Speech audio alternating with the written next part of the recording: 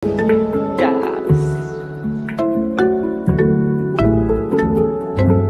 ספא. וואו, אני מתרגשת. אני כזאת הסיטואציה ואני רוצה להיות בה עכשיו. הולכים לשבור לי את הגב. אני רגע הייתי ספא. מה עבר לי בגוף? כאילו אחרי הקמפי, פתאום ספא. וזה שזה איתו. אהבתי על זה רצח. רואים שיש לו גוף של בן אדם, של סיירות. מבחינתי חורס, כן. זה בדיוק מה שרציתי. כל דבר שקשור למסאז' מבחינתי אוצרת.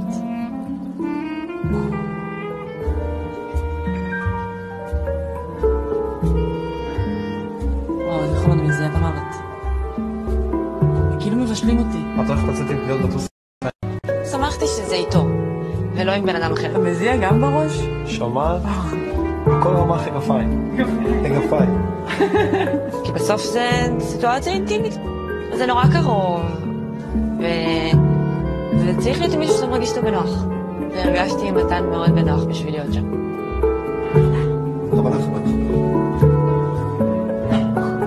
וואו. תשמע, ניסיתי שלא להסתכל ולבחון. אמרתי, לא נשים אותו במצב לא נוח כזה, שאני אנסה בבטן, זה... לא שלחתי לו בטן בקיצור.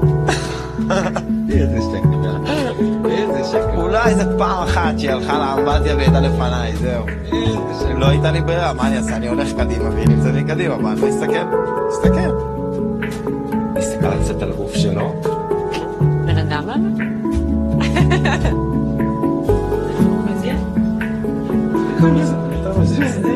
אני מתחבקת עם בחור, מלאת זיעה, ובא לי להתחבק איתו מלאת זיעה, בחור, זר, חלוטין, שמעניין אותי, ואפילו קצת התרגשתי מהחיבוק הזה. זה לא קורה בדרך כלל. מי את ומה עשית לליר עוז הסגורה, הביישנית, הפוסלת, a no chance girl?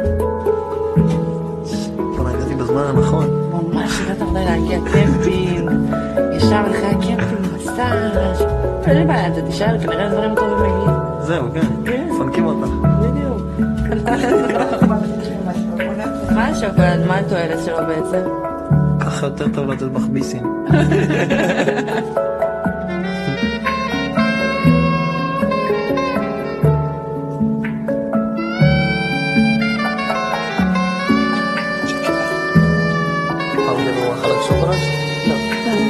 שנים השם שלו צעירי אותו.